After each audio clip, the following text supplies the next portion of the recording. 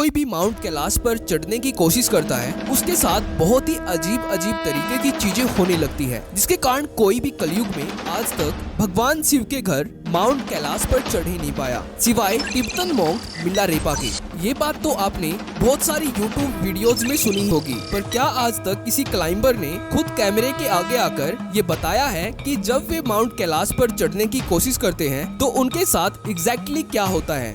शायद आज तक माउंट कैलाश पर चढ़ने की कोशिश करने वाले किसी भी क्लाइंबर ने ये चीजें किसी के आगे शेयर नहीं की। पर दोस्तों, आप में से ज्यादातर को ये बात पता ही नहीं है कि साल 2014 में 1 डजन से भी ज्यादा रशिया के क्लाइंबर और योगा टीचर ने चीन के रास्ते माउंट कैलाश पर चढ़ने की कोशिश की थी और कैलाश की कुछ हाइट तक ये रशियन क्लाइंबर और योगा टीचर चढ़ने में सफल भी हो पाए थे। पर एक निश्चित ऊंचाई तक पहुंचने के बाद जब इन रशियन क्लाइंबर के सामने कैलाश पर्वत की जो सच्चाई सामने आई वो सच में अलौकिक और हैरान कर देने वाली थी, क्योंकि इन 1 डजन से भी ज्यादा रशियन क्लाइंबर और योगा टीचर ने खुद कैमरे के आगे आकर कैलाश पर्वत की उन रहस्यमय चीजों और अलौकिक घटनाओं की सच्चाई बताई है, जिसको सुनकर आपको भी कैलाश पर्वत की पवित्रता पर पूरा विश्वास हो जाएगा। तो इसलिए वीडियो को अंत तक जरूर देखना।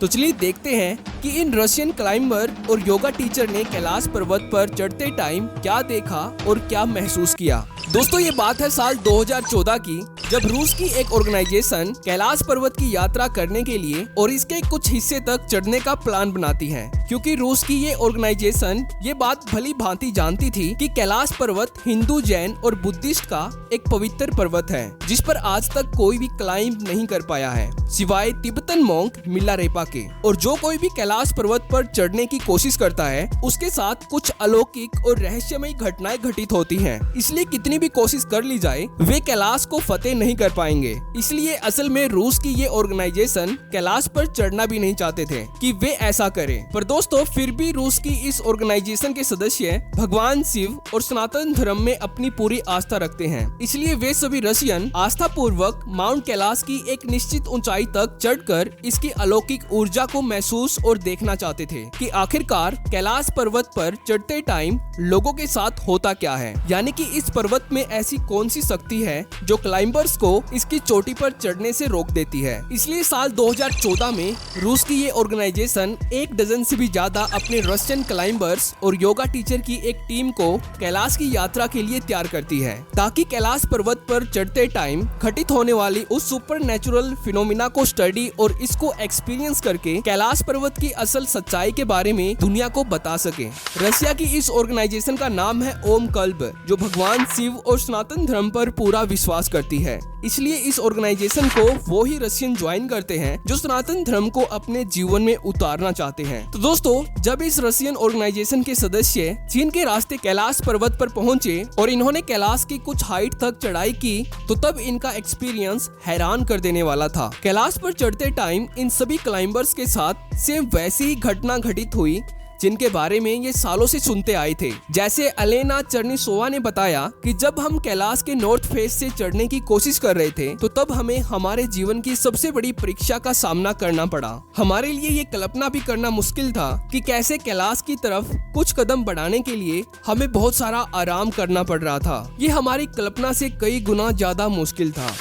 When we went to the north face of the mountain, I faced the biggest test of my life. I couldn't imagine that after a few steps, I would need a few minutes rest in order to continue. Every step was a struggle. Actually, it was a very important experience and test.